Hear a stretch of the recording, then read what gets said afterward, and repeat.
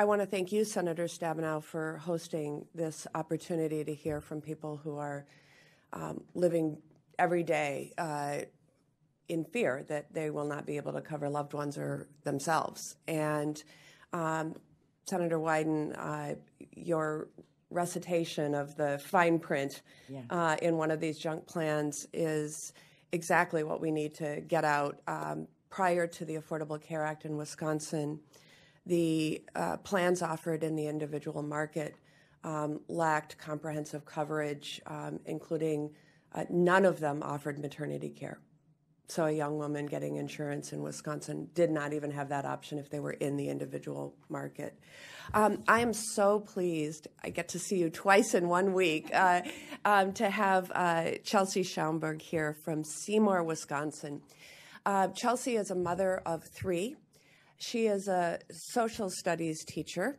And boy, do you have now a real-life social studies case study to share with your students about how our democracy works and how we advocate for change. But I first learned about Chelsea and her family when she became one of those committed Americans speaking out when we were having the debate last year on that cynical attempt to repeal the Affordable Care Act.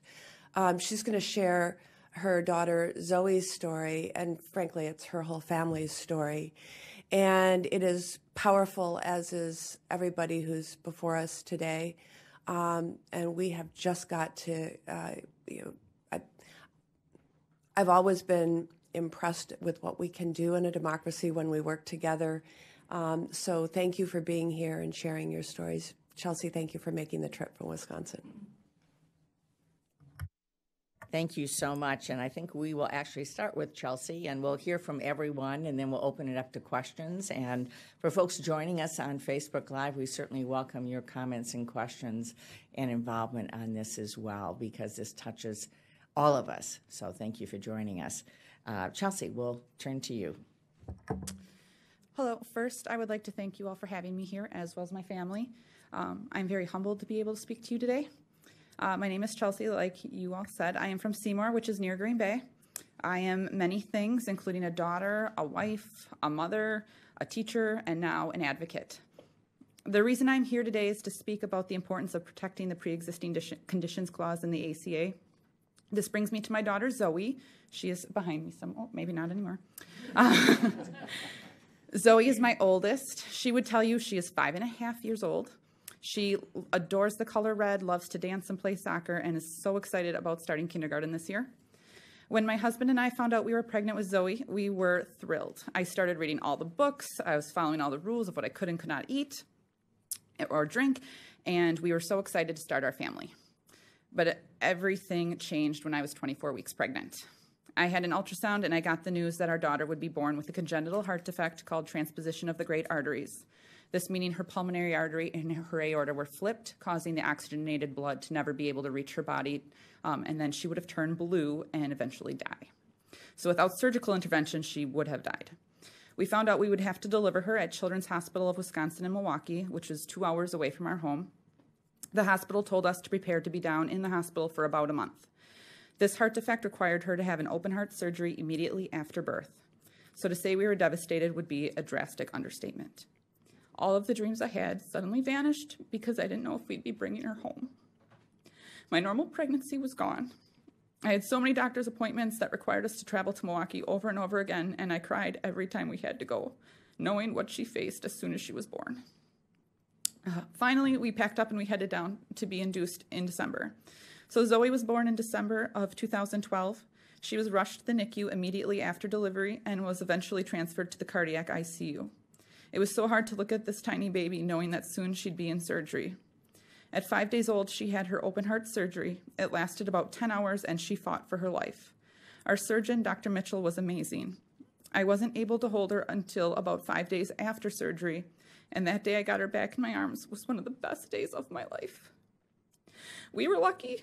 Zoe bounced back from surgery quickly, but we saw others who were not so lucky and had to say goodbye to their babies. The doctor said Zoe was on the fast track and we were home after 2.5 weeks. She had weekly appointments after that, which turned into biweekly, eventually monthly, every 6 months, and now we are at yearly appointments. She will have to be monitored for the rest of her life by a cardiologist. So far, she's doing amazingly, but there are some concerns that they're watching, including a leaky valve and a narrowing pulmonary artery. She may need future surgeries or not, only time will tell. Before Zoe, I will be honest, I never paid much attention to the availability of health care or the concept of a pre-existing condition.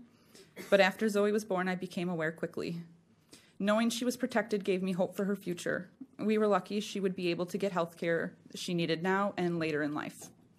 While Zoe's condition is rare, congenital heart defects affect about 1 out of every 100 children. It is the #1 birth defect. Some of our close friends also have children with heart defects that required surgery, and these kids would also be labeled as having a pre-existing condition, just like Zoe. Taking away the pre-existing protection clause of the Affordable Care Act would be devastating to us and to so other many families in our country. This protection safeguards my daughter. It allows and will allow her to have access to health insurance, not to be denied or to go broke trying to get coverage. She can't help that she was born with a heart defect, and we can't get life insurance for her, so we know what that denial feels like. During your lifetime, you get asked the question, what do you want to be when you grow up? Zoe would tell you right now that she wants to do hair and be a doctor and a teacher. The American dream tells us we can be whatever we want to be. I tell Zoe she can do whatever she sets her mind to, and I hope she does whatever brings her joy. I don't want to tell her you can do whatever you want as long as it's a job that will give you health insurance, because you'll never be able to get it or afford it without it. I'm pleading with you as a mother to fight to keep the pre-existing protections in the Affordable Care Act. The people who are protected by this are some of the ones that need health coverage the most. We are counting on you to safeguard that right and protect the American dream for Zoe and for the thousands of other people like her. Thank you.